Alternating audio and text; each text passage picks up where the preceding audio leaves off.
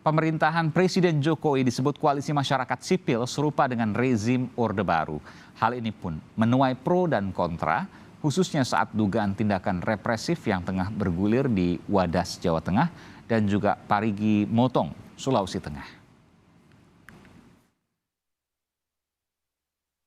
Dalam akun Instagramnya, Yayasan Lembaga Bantuan Hukum Indonesia YLBHI mengunggah ulang atau repost foto Presiden Jokowi yang ditempel dengan Presiden Soeharto. Di laman akun resmi YLBHI disebutkan pemerintahan Jokowi serupa Orde Baru dalam pembangunan. Selain itu, YLBHI menyebut mengabaikan aspek keadilan sosial dan kemanusiaan yang adil dan beradab.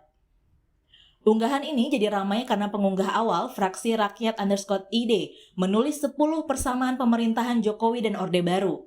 Selain itu, akun ini turut menyebutkan dugaan kasus ricuh pengukuran lahan di Wadas, Kendeng, dan dugaan tindakan represif aparat kepolisian di Kabupaten Parigi Motong. Direktur Eksekutif Nasional Wahana Lingkungan Hidup Indonesia (WALHI), Zenzi Suhadi mengatakan, pemerintah semakin terlihat represif kepada masyarakat sipil, khususnya kelompok yang kritis atau menolak adanya proyek-proyek tertentu termasuk tambang. Aktivis yang bicara kritis, yang bicara benar dihadapkan dengan penjara, kematian. Ini menunjukkan bahwasannya pemerintah tidak sedang bekerja untuk rakyat. Merespon unggahan ini, tenaga ahli utama kantor staf Presiden Ali Mokhtar Ngabalin dengan tegas menolak jika ada pihak yang menyebut kepemimpinan Presiden Jokowi mirip dengan Orde Baru. Bahkan Ngabalin meminta pihak-pihak yang menuding Jokowi tidak menyebar fitnah dan melihat sendiri proses pembangunan pemerintahan Jokowi. Yang kedua, Anda bisa memfitnah. Yang lebih paling tidak bermartabat lagi itu artinya kamu sangat iri. Bagaimana mungkin penanganan kasus Wadas di Purworejo itu kau sejajarkan dengan pemerintahan Presiden Soeharto? Sementara di sana ada bupatinya. Kenapa kau tidak turun langsung ke lokasi supaya Anda bisa lihat dan menyaksikan apa yang sesungguhnya terjadi? Sebelumnya, sejak sepekan terakhir, ramai pemberitaan mengenai dugaan aparat kepolisian bertindak represif kepada warga sipil. Di Desa Wadas, Kecamatan Bener, Purworejo, Jawa Tengah, sejumlah warga menolak penambangan dan proyek bendungan. Hingga akhirnya puluhan warga sempat dibawa pihak kepolisian. Sementara itu di Palu, Sulawesi Tengah, terjadi juga aksi penolakan tambang di Parigi Motong. Bahkan ada satu warga tewas saat demonstrasi penolakan tambang berlangsung. 59 orang ditangkap dan diperiksa atas kejadian ini oleh polisi. Tim Liputan, Kompas TV. Saudara, pemerintahan Presiden Joko Widodo disamakan dengan rezim Presiden Soeharto atau Orde Baru. Benarkah ada kesamaan antara aparat yang dinilai represif kepada masyarakat sipil terkait dengan pembangunan? Kita akan bahas bersama Arief Wibowo, Wakil Sekjen PDI Perjuangan, dan juga ada Direktur Eksekutif Nasional Wahana Lingkungan Hidup Indonesia (WALHI), Zenzi Suhadi. Selamat malam Bapak-Bapak. Selamat malam Bang. Iya. Aiman. Iya, masih kita tunggu Mas Arief Wibowo ya dari PDI Perjuangan. Saya ingin tanya dulu Mas, ini akun Fraksi Rakyat Indonesia ya, 10 persamaan pemerintahan Jokowi dan Orde Baru. Saya bacakan dikit sebentar. Yang pertama, mengutamakan pembangunan fisik dan serba dari atas ke bawah atau top down gitu ya, untuk kejar target politik minus demokrasi. 2, pembangunan bernuansa koruptif dan nepotisme. 3, tidak ada perencanaan risiko untuk masyarakat yang terdampak pembangunan. 4, pembangunan tidak berizin atau dengan izin yang bermasalah. 5, legalitas atau undang-undang dan kebijakan namun tanpa legitimasi suara rakyat. 5 dulu deh, saya bacakan nanti. Anda menilai semua ini sama? Iya. Perbedaannya di mana? Perbedaannya di mana? Oke, nanti kita akan bahas bersama Mas Arief. Anda tidak melihat ada hal yang berbeda dari sini? Masa, Bung Zenzi? Kalau dulu misalnya dalam kasus Pak Harto misalnya terkait dengan kapal Jerman Timur yang ditulis oleh majalah Tempo lalu kemudian beredar. Sekarang media kan bebas untuk menyuarakan.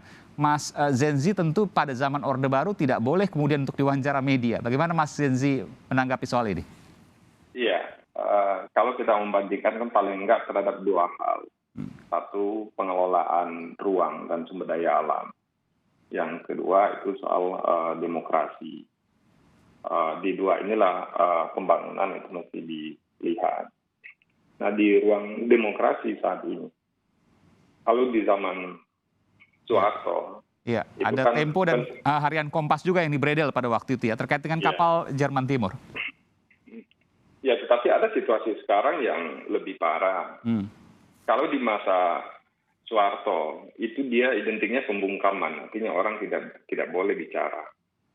Kalau sekarang, ini pemburaman terhadap kebenaran. Oke. Ini lebih berbahaya. Pengurangan terhadap kebenaran. Pemburaman ya, Pemburaman, oh Pemburam. diburamkan, Terhadap- dibelur gitu ya. dibelur terhadap kebenaran. Oke, gimana penjelasannya ini tuh? lebih berbahaya. Iya. 2 tahun yang lalu, dunia virtual kita ya mulai diramaikan oleh buzzer. Oke, Dimanapun komunitas, masyarakat terdampak pembangunan, ataupun aktivis masyarakat sipil menyampaikan pendapatnya, menyampaikan sikapnya, mengkritisi pembangunan. Ini akan dihadapkan dengan kelompok buzzer. Kenapa dia lebih berbahaya? Karena ini akan mempolarisasi publik, mempolarisasi rakyat itu kepada pro dan kontra. oke. Konsekuensinya, konflik horizontal akan lebih mudah terjadi. Yang kedua, ini akan merusak demokrasi dalam jangka yang panjang. Itu buzzer ya, Karena- oke. Ya, Ya, buzzer itu kan dimiliki oleh semuanya, baik pro dan kontra, betul ya, Bung Zenzi ya? oh tidak, kami masyarakat sipil tidak menggunakan buzzer. Yang pro dan kontra pemerintahan Jokowi, maksud saya tidak menyebutkan masyarakat sipil. Pro dan kontra. Nah itu bisa saja, tetapi yang kita lihat, mestinya yang begini kan bisa dikendalikan Oke. oleh Anda menilai pemerintah. bahwa pemerintah atau kekuasaan yang memiliki kuasa itu lebih leluasa untuk membentuk opini-opini publik. Itu penilaian Anda ya? Ya, Lewat buzzer-buzzer ini. Ini yang utama. Ada catatan lain selain buzzer? yang kedua, kalau di masa Soeharto itu kan pembungkaman, penculikan, penjara. Nah kalau sekarang penjara, kriminalisasi juga marak, bukan hanya kepada masyarakat, tetapi kepada kami aktivis. Oke. Cukup banyak. Haris Patia, saya di tahun 2020. Oke. Anda kasus apa waktu itu? Nah ini yang menurut saya lebih berbahaya juga saat ini. Kalau di zaman Soeharto kita berhadapan dengan risiko sudah jelas, risiko saya ini. Nah kalau sekarang kriminalisasi dilakukan itu dengan menghancurkan moral kita. Kasusnya dibuat-buat. Saya tidak menggunakan narkoba, tidak mengenal orang menggunakan narkoba. 2020 itu datang 9 polisi ke rumah saya. Oke. Menggeledah rumah dengan tuduhan saya menggunakan narkoba. Saya usut kasus ini. Sampai sekarang tidak ada sanksi kepada polisi yang memberikan tuduhan. Kelanjutannya gimana? Anda sempat tetapkan tersangka atau seperti apa? Saya tidak ditetapkan tersangka. Karena memang tidak ada bukti dalam tubuh saya maupun di rumah saya. Tapi 9 polisi itu dari mana? Dari Polda atau dari Mabes Polri? Dari Polres Jakarta Selatan. Oh, bahkan dari Polres Jakarta Selatan mendatangi rumah Anda 2020 bulan apa itu? Itu di bulan Juli, tanggal 27. 27 Juli 2020. Anda didatangi 9 polisi, dikatakan bahwa Anda pengguna narkoba. Iya. Jenis apa waktu itu? Sabu katanya? Saya nggak ngerti. Oh, hanya disebutkan pengguna narkoba. Tapi Iya. apa yang dilakukan pada waktu itu sehingga Anda bisa tidak ditetapkan sebagai tersangka, tidak ada bukti dan lain sebagainya? Apa yang Anda lakukan? Karena saya memang tidak menggunakan narkoba dan mereka tidak menemukan narkoba di rumah saya. Oh, sempat digeledah. Seluruh rumah saya digeledah sampai ke kamar. Lalu setelah itu pergi, selesai? Selesai. Oke, pergi selesai. Saya harus tanyakan juga ini. Anda pada waktu itu jarak waktu tanggal 27 Juli 2020 itu sedang melakukan apa? Saya Atau sedang bersuara vokal apa? Adakah hal Saya seperti itu?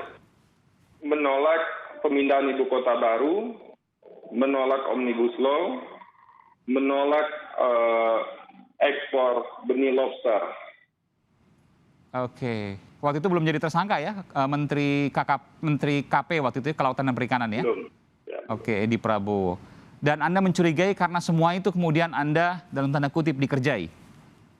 Ya, apa alasannya ke rumah saya kalau bukan ada kepentingan lain? Oke, saya ke Mas Arief. Mas Arief, ini tudingan yang cukup serius dan memang sampai sekarang akhirnya tidak ditetapkan sebagai tersangka. Berbeda ya ketika ada Haris Azhar dan Fathia yang sekarang masih terus berproses hukum.